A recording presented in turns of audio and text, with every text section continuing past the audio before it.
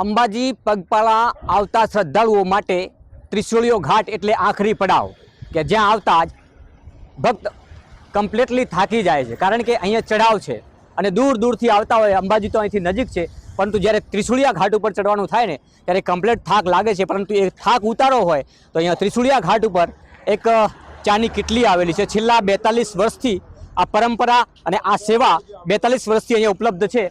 ITI staff અને મિત્ર મંડળ દ્વારા આ ચા અને ચા 42 વર્ષથી જેનો સ્વાદ એક જ જેવો અત્યાર સુધી મેં જાણ્યું છે ત્યાં સુધી આ કેમ્પમાં લાખો ભક્તો આ ચાનો ટેસ્ટ લે છે, ચાનો સ્વાદ માણે છે અને એમનો થાક ઉતારે છે. આપણે એમના મારી સાથે અહીંના સેવાભાવી વ્યક્તિ ભગુ કાકા જોડાયા છે. ભગુ કાકા, કેટલા વર્ષથી આ પરંપરા છે સેવાની? અમારા છેલ્લા 42 વર્ષથી આ ત્રિશુળિયા ઘાટે સેવા અમે આપીએ છીએ અને ભાદરવા મહિનામાં અને ચૈત્ર મહિનામાં, ભાદરવા મહિનામાં 10 દિવસ અને ચૈત્ર મહિનામાં 5 દિવસ. ચૈત્ર મહિનામાં પણ ચાલુ? હા, 5 દિવસ અને પોષી પૂનમે 2 દિવસ. આમ વર્ષમાં 3 વખત અમે અહીંયા આ જ જગ્યાએ આ સેવાથી ભાઈઓ આ ચા પાણીની સેવા આપીએ છીએ. દૂધ કોલ્ડ ડ્રિંક, ચૈત્ર મહિનામાં દૂધ કોલ્ડ ડ્રિંક, બિસ્કિટ અને ચા પણ અમે આપીએ છીએ. કેટલા લોકો આ સેવામાં જોડાય છે?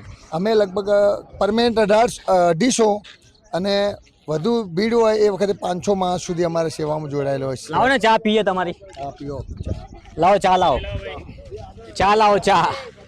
ટેસ્ટ અમે પણ આ સેવાનો લાભ લઈએ અને અમે પણ અહીંયા શૂટ કરતા કરતા આવી રહ્યા છીએ. તો આટલા આવતા ત્રિશુળિયા ઘાટ આવતા થાક લાગ્યો, ચલો થાક ઉતારીએ. જય અંબે. શું નામ છે? પ્રકાશભાઈ પટેલ. પ્રકાશભાઈ, કેટલા ભક્તોને ચા પાવો છો? આમાં તો સાહેબ હજારોની લાખોની સંખ્યામાં થાય છે. રોજની એવરેજ ગણીએ તો સમજો કે અત્યારે 12-13 વધારે હોય છે સમજો, બાકી અત્યારે ઓછામાં ઓછી પર ડે ની ગણે તો લાખની આસપાસ થઈ જાય, નિયર અબાઉટ. રોજના લાખ ભક્તો, માના શ્રદ્ધાળુઓ અહીંયા જે માથું ટેકવા માટે પહોંચે છે ને માતાજી પાસે આસ્થા અને પોતાની શ્રદ્ધા લઈને, એ લોકો જ્યારે ત્રિશુળિયા ઘાટ ઉપર આવતા હોય છે ત્યારે એમને થાક તો લાગે, કારણ કે અહીંયા પડાવ છે, ચઢાવ છે. અને એ ચઢાવ અને એ થકાન દૂર કરવા માટે ખરેખર મેં પણ આ ટેસ્ટ લીધો છે. ખૂબ જ સુંદર ટેસ્ટ છે ચાનો. અહીં આવતા જ નવી સ્ફૂર્તિ મળે છે, નવી ઉર્જા સાથે લોકો આગળ વધે છે અને મા ભગવતીને પોતાનું શીશ ઝુકાવીને જે પણ આસ્થાએ આવે છે એ મા એમની આસ્થા પૂર્ણ કરે. ભગુ કાકા, 42 વર્ષથી આ કેમ્પ ચાલે છે? જી હા.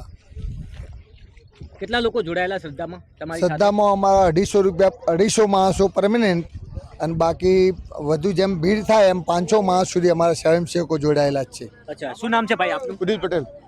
પટેલ સાહેબ, કેવું લાગે છે સેવા કરવી? સેવા તો મજા જ આવે ને, કારણ કે માતાજીની માઈ ભક્તોની સેવા કરવી એટલે આનંદનો આ વિષય છે. તો મતલબ કે જે શ્રદ્ધાળુઓ માતાજી પાસે માંગવા આવે છે એ તો મને લાગે છે કે એમની જે ભક્તિ છે એ તમને ફળતી લાગે. અમે છેલ્લા 2 મહિનાથી અગાઉ તૈયારીઓ કરીએ ત્યારે અમે એમ થાય ક્યારે અમે પહોંચીએ જગ્યા ઉપર અને એનો આનંદ માણીએ, એમ આવી બધાનો ઉત્સાહ હોય છે અમારા સ્વયંસેવકોને બધા. રાહ જોઈને બેઠા હોઈએ છીએ કે ક્યારે માતાજીના ભક્તો આવે ને એમની અમે સેવા કરીએ, કે એમને અમે ચા પીવડાવીએ. એની રાહ જોઈને અમે 2 મહિનાથી બેઠા હોઈએ છીએ કે ક્યારે આવો લાવો મળે અમને.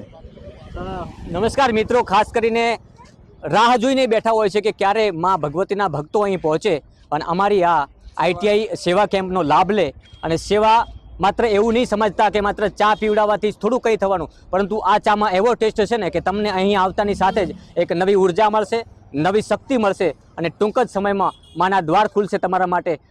અમે પણ મા ભગવતી પાસે એટલી જ આસ્થા અને એટલી જ શ્રદ્ધા રાખીએ અને એટલી જ પ્રાર્થના કરીએ કે અહીં ભગુ કાકા તમે જોઈ રહ્યા છો, વડીલ છે પરંતુ હજુ પણ એમની જે યુવા શક્તિ છે એ અકબંધ છે. એટલે માતાજી એટલે જ એમની રખુપા કરે અને અમે એવી પ્રાર્થના કરીએ કે અમારી ટીમ દ્વારા એ પ્રાર્થના થાય કે ITI સેવા કેમ્પ દ્વારા જે ભાવિ ભક્તો માતાજીની સેવા કરી રહ્યા છે એમને માતાજી એવી શક્તિ આપે કે હજુ પણ આગામી સમયમાં વર્ષો સુધી આ સેવા તમારી અકબંધ રહે.